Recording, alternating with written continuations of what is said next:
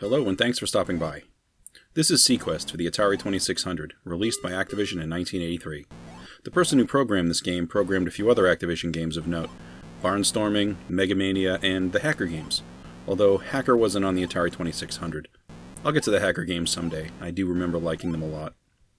While I'm sort of on the subject of Activision, I just realized that the Activision 2600 cartridges not only all have the same basic style of label, they actually use special cartridges for the system. They have these little ridges on the bottom, and they have these depressions along the top. This lets you line up all the Activision cartridges on top of each other, and they stack perfectly. I just figured that out today. It's been like 30 or 40 years. I had no idea. Anyway, this is a one-screen shooter themed Under the Sea. I'm playing off of a cartridge on a Retron 77. There are two basic games. One is a one-player game, and the other is just a two-player game where you take turns. There are a lot of one-screen Atari games, and I think a lot of them suffer as a result of being so monotonous, but with this game, even though there's only one screen, I really don't mind it so much.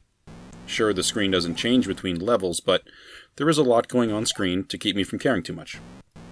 In Seaquest, you pilot a submarine that fires torpedoes, and you can hold the trigger down for autofire, which is great. Games like this really need autofire, so thank you, Activision.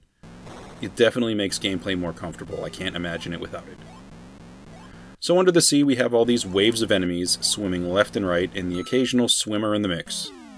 This is a high-score game, so pick up the swimmers, and pretty much just shoot everything else. The sea is filled with countless numbers of different colored sharks. Lots of sharks. Tons of sharks. So many sharks, I'm thinking our planet has a real problem. Also, there are an insane number of submarines in this sea, and not one of them is friendly, so don't run into any of the subs, or sharks, and beware of any of the subs that start shooting at you. Also, occasionally, there's an enemy patrol submarine that cruises around on the surface of the sea. You have to avoid that one too. Okay, so what's good below the sea? Nothing, really. With the exception of the divers, everything is trying to kill you. So shoot all the sharks, and all the subs, and pick up the divers when they appear, and this is how you get points. The goal here is to pick up a total of 6 divers. When you get 6 diver icons at the bottom of the screen, they will start to flash. When this happens, you need to return to the surface of the sea, and that'll complete the level. When you start over again, you'll have a higher difficulty. One more thing. You have an oxygen bar at the bottom of the screen. This is your timer. You start at the surface, and your bar is full. When you dive, the timer starts to count down. If it depletes, you lose a life. You can return to the surface to fill up the oxygen if you have a diver. When you replenish the oxygen, you will lose 1 diver, so you can't just go to the surface whenever you want. The timer basically makes it so you can't just dodge and hide out below the sea. It makes you need to rescue divers, and to do that you have to shoot sharks and all the subs in your way. It's really the thing that pushes you along.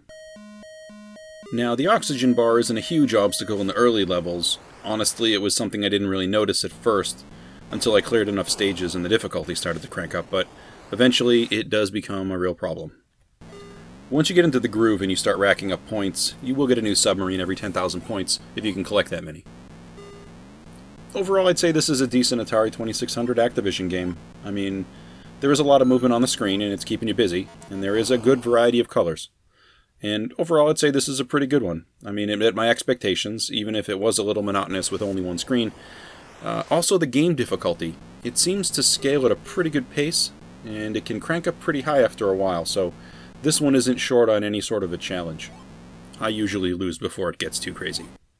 The game also offered an Activision Seaquest patch that you could mail away for if you beat a score of 50,000 and sent in a photograph. A patch like something you would sew onto a jacket. You can find pictures of these online. This is a pretty good one.